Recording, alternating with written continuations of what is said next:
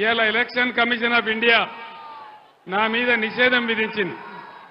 48 గంటలు కేసీఆర్ ప్రచారం చేయొద్దని, ప్రచారంలో పాల్గొవద్దని నా మీద నిషేధం విధించింది.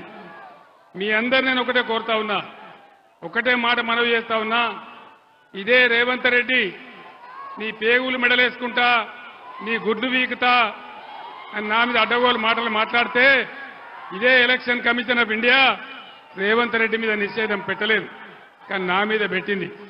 నేను ఒక్కటే మాట చెప్తా ఉన్నా, లక్షలాదిగా ఉన్నటువంటి టీఆర్ఎస్ కార్యకర్తలు వారందరికీ కూడా నేను పిలిపిస్తా ఉన్నా, 48 గంటలు నా ప్రచారాన్ని నిషేధిస్తే మా అన్నదమ్ములు మా టీఆర్ఎస్ బిడ్డలందరూ కూడా దాదాపు 96 గంటలు అవిశ్రాంతంగా పనిచేస్తారని మనవి చేస్తా ఉన్నా. మహబూబాబాద్ జిల్లా ఎంతో ప్రేమతో ఇది గిరిజన ప్రాంతమని, ఈ ప్రాంతంలో అభివృద్ధి రావాలని మనమందరం కూడా ఆలోచన చేసి రాష్ట్రంలో ఈ మారుమూల ప్రాంతంలో మనం మహబూబాబాద్ జిల్లా ఏర్పాటు చేసుకున్నాం. ఈరోజు ఈ రాష్ట్ర ప్రభుత్వం స్పష్టంగా చెప్తా ఉంది, మహబూబాబాద్ జిల్లాను రద్దు చేస్తామని చెప్తా ఉన్నది. నేను ఒక మాట మిమ్మల్ని అడుగుతా, మహబూబాబాద్ జిల్లా ఉండన్నా పోవన్నా? వినబడతలేదు. మహబూబాబాద్ జిల్లా ఉండన్నా?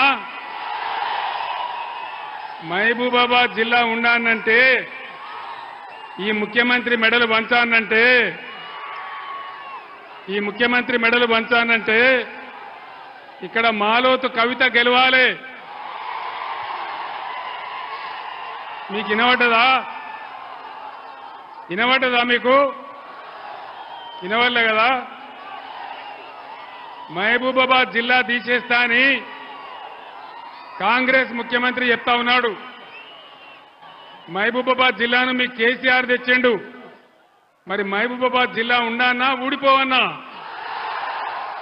మహబూబాబాద్ జిల్లా ఉండానంటే ఈ ఎన్నికల్లో కాంగ్రెస్ కు బుద్ధి చెప్పాలి, మాలోతు కవిత గెలవాలి.